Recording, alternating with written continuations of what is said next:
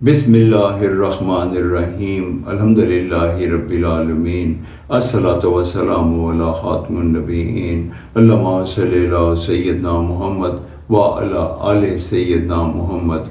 السلام علیکم ورحمۃ اللہ وبرکاتہ۔ میری آج کی حدیث سنن ابن ماجہ 749 نمبر۔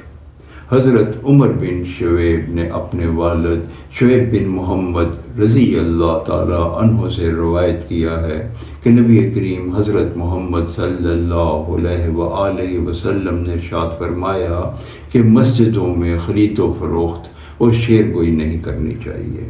اس حدیث مبارکہ سے ہمیں اس چیز کی آگاہی ہوتی ہے اور اس کا یہ مفہوم ہے کہ مسجدوں میں بالکل دنیاوی کام نہیں کیے جانے چاہیے۔